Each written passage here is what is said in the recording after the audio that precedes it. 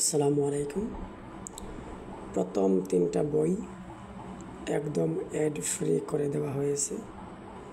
তো প্রথম বইয়ের মধ্যে ক্লিক করি, তো দেখতে পাচ্ছেন এখানে 27টি পৃষ্ঠা আছে।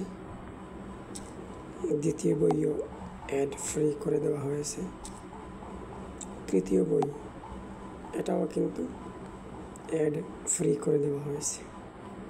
তো আপনারা কোরআন শিখুন এবং অন্যকে শেখান, তারই পাশাপাশি তাজবিদ সহকারে শেখান, যেন বুঝতে পারে কী শিখতেছে এবং কী অ্যাপ্লাই করতেছে।